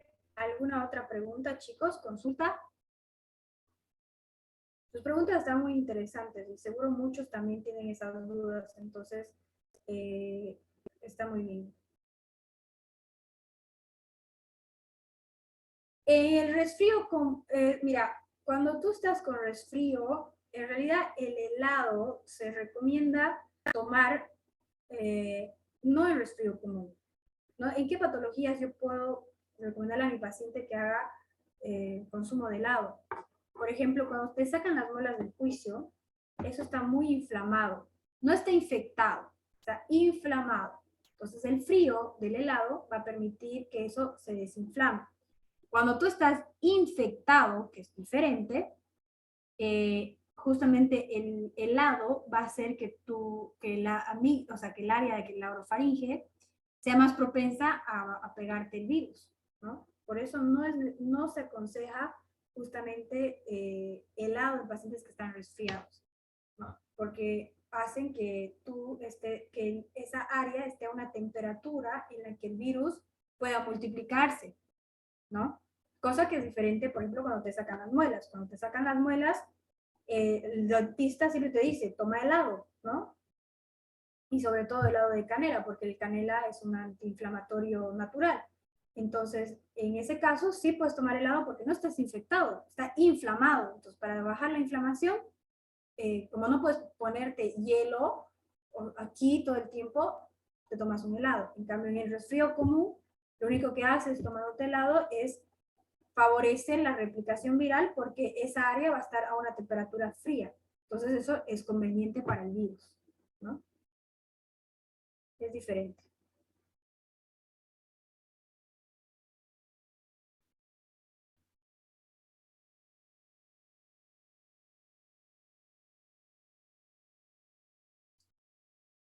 No sé si respondí tu pregunta o tienes alguna otra duda o tal vez quisieras que te aclare algo más.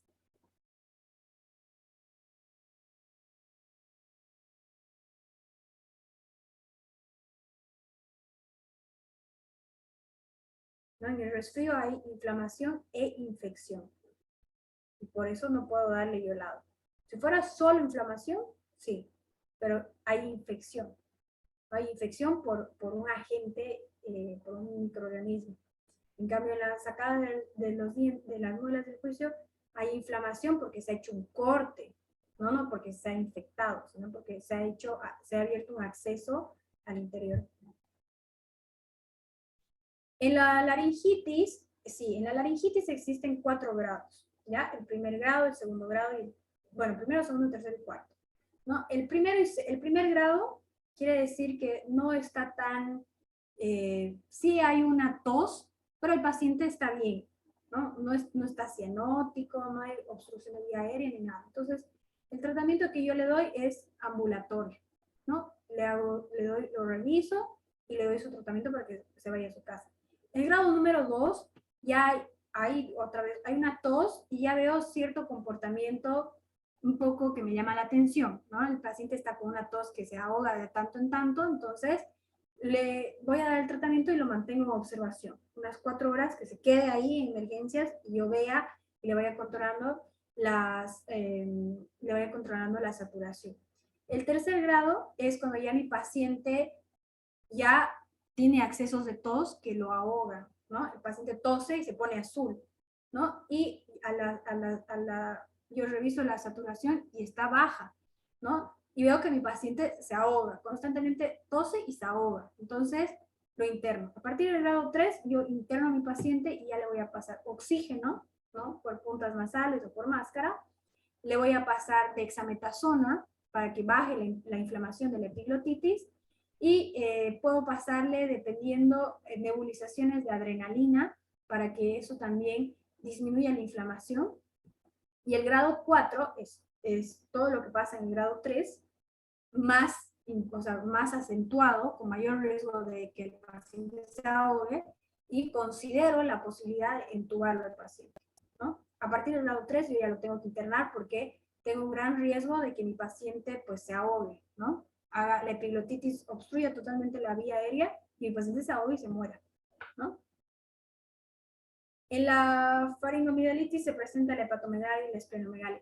Esta faringoamigdalitis es la que tiene hepatomegalia y esplenomegalia, es de la mononucleosis infecciosa. ¿Ya? La mononucleosis infecciosa es un virus que está causado por el virus de Epstein-Barr, que es un virus que va a atacar hígado y vaso. Y justamente estos órganos, en afán de defenderse, aumentan de tamaño, ¿no? Porque están haciendo mayor trabajo para pues, combatir el virus, por eso aumenta de tamaño. Pero la mononucleosis infecciosa, como hemos visto, lo que va a hacer en realidad es un conjunto de signos y síntomas que van a presentar. Entre ellos está una faringitis. No, en realidad, sí, una faringitis. La faringitis exclusivamente no causa hepatomegalia y esplenomegalia. Esa faringitis de la mononucleosis infecciosa está acompañada de hepatomegalia y esplenomegalia, ¿no? Que es diferente. Es un conjunto, como un síndrome, ¿no? De la mononucleosis infecciosa que justamente va a presentar, aquí está.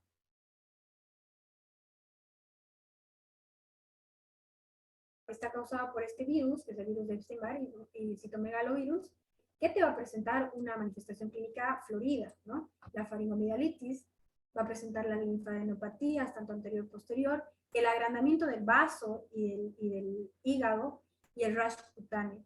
este aumento del vaso y el hígado es justamente por este proceso inflamatorio que está siendo presente en el cuerpo, ¿no? Este virus se está acentuando en estos órganos causándome el aumento de tamaño de estos órganos, ¿no? Pero en realidad es una afectación sistémica, ¿no? No la faringoamigdalitis causa hepatosplenomegalia, sino el conjunto, la infección de la mononucleosis infecciosa me puede llegar a presentar esto.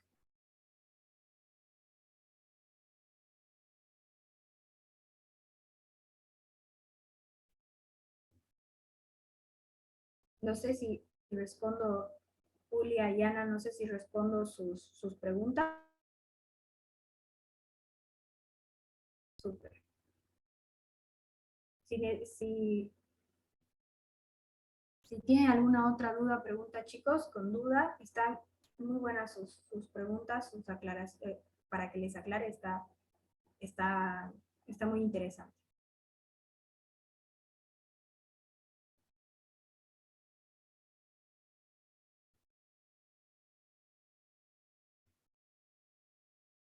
Súper. Bueno, entonces ya estamos casi en horario. Bueno, yo les quería agradecer a todos por la asistencia. Yo sé que, bueno, es viernes en la noche y es un poco, a veces la flojera o hay otras cosas que hacer, así que para mí significa mucho que ustedes se hayan dado el tiempo y para aprender un poco más. No sé en qué año están, pero les agradezco pues por la consideración, por el interés. Esto hace una gran diferencia entre pues toda la gente que está estudiando medicina y que estamos aquí, yo y ustedes, aprendiendo un poco más, interactuando también ha sido para mí un gusto y les agradezco por el tiempo. Espero que les haya gustado las presentaciones, las he armado yo con bastante información de investigaciones que se han hecho en los últimos papers de universidades de Stephen Hawking de Estados Unidos. He ido recopilando información actualizada de varias patologías. Estos son cuadros que ustedes se van a topar en todas las emergencias de todas las especialidades, ¿no? La verdad es que son patologías muy frecuentes en niños, en adultos, sobre todo ahora en mayo, junio, van a ver que si les toca una práctica clínica van a ver que se presenta muchísimo. E internados, sin duda alguna, lo van a ver mucho también. Entonces espero que haya sido de gran ayuda para ustedes para poder diferenciar estos cuadros y tengan mejor conocimiento de estas patologías. Y bueno, para otra ocasión nos vemos. Espero que haya sido, como les digo, un gusto para ustedes. Para mí ha sido un enorme. Les agradezco por su tiempo y muy buenas noches.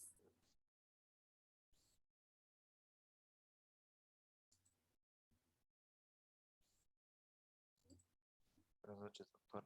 Buenas noches. Buenas noches, Que tengan un doctora. buen fin de semana. Buenas noches.